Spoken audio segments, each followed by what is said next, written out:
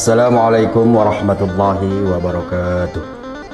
Alhamdulillah, alhamdulillahilladzi bi ni'matihi tatimmus shalihat. Asyhadu an la ilaha illallah wahdahu la syarikalah wa asyhadu anna sayyidana Muhammadan abduhu wa rasuluh alladzi la nabiyya ba'dah. Allahumma salli ala sayyidina Muhammad wa ala alihi wa sahbihi ajma'in, amma ba'du.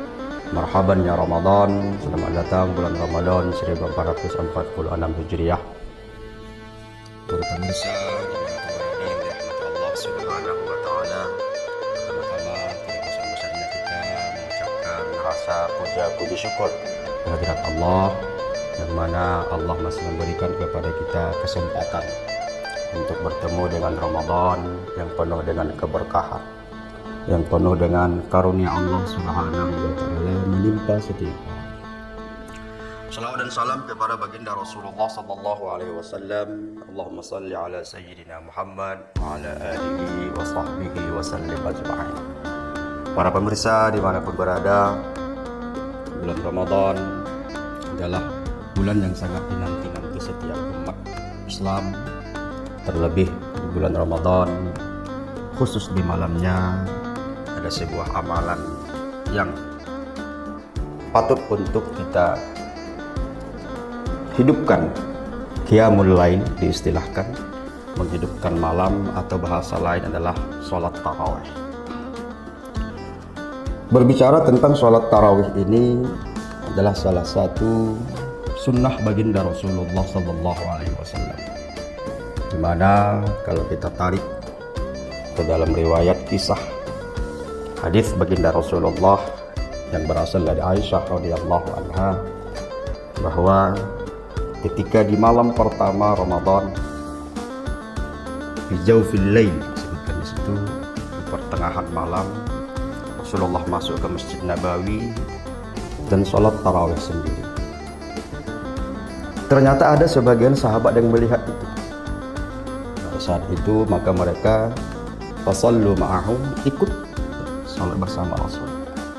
Fa'asbahan nas, begitu ketika sudah pagi hari, riuh dalam artian mereka saling membanggakan diri. Hei fulan, aku semalam sholat dengan Rasul.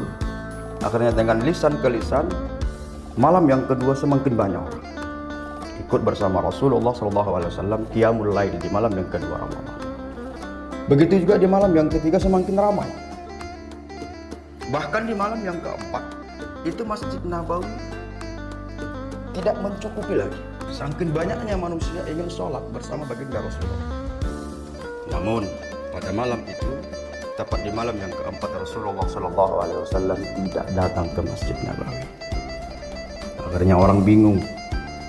Ya, di pagi harinya ada beberapa sahabat yang menemui Rasulullah SAW. Sebelum bertanya, Rasulullah langsung menjawab, wahai para sahabatku, aku tahu bahwa kalian berbondong-bondong dan berkumpul beramai-ramai di Masjid Nabawi tadi malam keempat Ramadan. Tidak ada uzur yang menyebabkan aku tidak bisa hadir dan masuk ke Masjid Nabawi. Namun, lakinni khasyitu, kata Rasulullah, tetapi aku khawatir sanksi antufrada alaikum, bahwa sholat tarawih itu menjadi wajib bagi kalian nanti. Fata'jazu anha, sedangkan kalian tidak akan sanggup untuk mengamalkannya. Artinya baginda Rasulullah SAW tetap melaksanakan sholat tarawih. Namun untuk menjaga kemampuan, kualitas ataupun spirit ibadah para kaum muslimin yang mungkin tidak akan sanggup menyumbangi baginda Rasulullah, beliau tahan selera ibadahnya demi kita. Kalau seandainya lah setiap malam Rasulullah sholat tarawih tadi, maka mungkin akan ada pemahaman di antara yang berseliweran di tengah-tengah masyarakat kita, sholat tarawih itu wajib. Sedangkan banyak profesi-profesi kita sekarang yang mungkin menjadi penghalang dia untuk melaksanakan ibadah sunnah ini. Hadirin pemirsa yang dirahmati Allah Subhanahu wa taala, kalau kita tarik dari sisi bahasa, bahwa sholat tarawih ini artinya adalah istirahat. Ternyata praktek sholat tarawih di masa dahulu itu adalah ada yang 2 rakaat, masna masna, ya 2 rakaat salam, 2 rakaat salam. Ada yang 4 rakaat salam, 4 rakaat salam. Kemudian di antara 4 rakaat itu mereka istirahat santai. Ada yang mau minum, silahkan minum. Ada yang mau kamar mandi, silahkan kamar mandi, bersuci kembali. Artinya bahwa pelaksanaan sholat tarawih ini hukumnya memang sunnah muakkad, sunnah yang sangat dianjurkan. Namun ketika ada udzur, maka ia boleh dikesampingkan. Contoh, mungkin ia dapat shift malam. Sedangkan shift malam itu menafkahi istri, anak, keluarga adalah hukumnya wajib. Ketika dibenturkan hal yang sunnah dengan yang wajib, maka lebihlah kita dahulukan adalah hal-hal yang wajib dibandingkan yang sunnah. Namun ketika masih bisa kita mencuri-curi waktu seperti disampaikan oleh kawan-kawan kita, para ulama kita, maka seyogianya kita cari waktu yang pas. Mungkin sip kita sampai mungkin jam 8 pagi, dari jam 8 malam sampai jam 8 pagi. Mungkin di tengah-tengah sepertiga malam kita bisa gantian dengan kawan sip kita untuk menghidupkan malam itu, maka hal itu diperbolehkan. Hadirin pemirsa yang dirahmati Allah Subhanahu wa taala. Dengan hadirnya Ramadan, maka mari kita motivasi diri kita untuk senantiasa memperbanyak amal ibadah. Jangan pernah kita cukupkan hanya sebatas melaksanakan yang wajib, tapi harus kita iringi dengan pelaksanaan ibadah-ibadah sunnah. Hal ini ditertuang dalam kitab Lataiful Ma'arif karangan Imam Ibnu Rajab. Disebutkan bahwa Ali ibnu Shalih itu memiliki seorang budak. Ba'a Ali ibnu Shalih jariyah. Ia mau menjual budak hamba sahaya wanitanya kepada seseorang. Ternyata di tengah malam ia terbangun budak itu. Panadathum ahlad diyar. Maka ia bangun penghuni rumah tadi. Bangun,